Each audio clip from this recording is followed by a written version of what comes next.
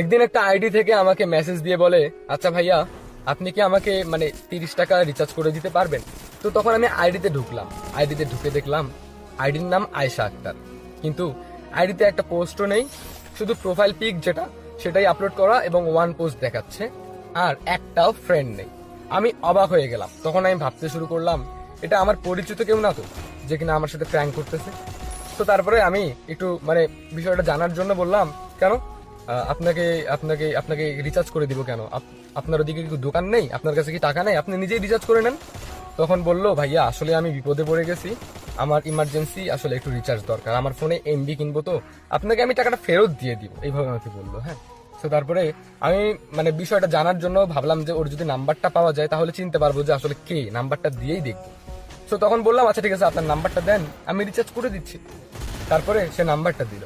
এরপর আমি রিচার্জ করার আগে নাম্বারটা দিয়ে ফেসবুকে সার্চ করলাম, সার্চ করে দেখলাম যে আয়েশা আক্তার নামে একটাই আইডি, আর কোনো অ্যাকাউন্ট নেই। আর এই নাম্বারে নাই কোনো আছে হোয়াটসঅ্যাপ, নাই ইমো, কিচ্ছু নাই। ঠিক আছে, তো তারপরে আমি কোনো কিছু না ভেবে রিচার্জ করে দিলাম। 50 টাকা ছিল, 50 টাকাই দিলাম বিকাশ থেকে রিচার্জ করে। তারপরে বললাম, পেয়েছেন? এরপরে সে বললো, হ্যাঁ ভাইয়া থ্যাংক ইউ সো মাচ, তবে আপনি 50 টাকা কেন দিচ্ছেন? আমি বললাম 30 টাকা দিতে, আপনি কেন 50 টাকা দিবেন? তো তারপর আমি বললাম, আচ্ছা ওটা বিষয় না, আপনাকে টাকাটা দিতেও হবে না, আমি জাস্ট আপনাকে একটা প্রশ্ন করতে চাই, আপনার আইডিতে কোনো ফ্রেন্ড নাই কেন? মানে জিরো ফ্রেন্ড, এটা আমি জীবনে প্রথম দেখলাম। তখন সে বলল, আসলে অনেক কষ্ট করে বাবা মার থেকে ফোনটা কিনে নিয়েছি, আমার তেমন কোনো বন্ধু নেই, তাই ফেসবুক আইডিতে কারোর সাথে ফ্রেন্ডশিপও নেই, যে দুইটা বান্ধবী আছে সেই দুইজন তো ফোনই ইউজ করে না। তারপর আমি বললাম, ও আচ্ছা আচ্ছা, আপনাকে একটা কথা বলি, মানে আপনার প্রোফাইল পিকচারে শুধু একটা কার্টুনের পিক দেওয়া, আপনি কি আসলেই মেয়ে? তখন বললো, আচ্ছা ঠিক আছে একটু ওয়েট করে।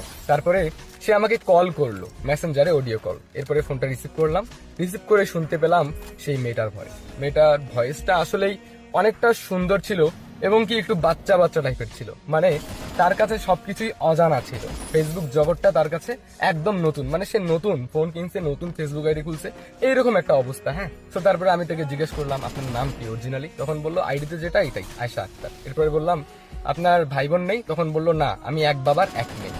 আসলে আমি পড়ি ক্লাস 10-এ, বুঝছেন, এই এসএসসি এক্সাম দিলাম, এখন আমার বাবা একটা ফোন কিনে দিয়েছে। তো এই ফেসবুক আইডি খুলে ফেসবুকে ঘাটাঘাটি করতেই আপনার একটা পোস্ট দেখতে পেলাম। তারপরে আপনার আইডিতে ঢুকলাম, দেখলাম যে আপনার আইডিতে অনেক দামি দামি খাবার সহ পিক, তারপর আপনার অনেক স্টাইলিশ ফটো। তো ভাবলাম যে আপনার থেকে যদি হেল্পটা পাওয়া যায়, আপনাকে দেখে মনে হলো আপনি বড় লোক। তারপরে আপনাকে নক দিয়ে টাকাটা চাইলাম, মানে রিচার্জ চাইলাম। এরপর আমি বললাম, ও আচ্ছা তাহলে এই জন্যই নক দিয়েছেন? তখন বললো, হ্যাঁ এই জন্যই।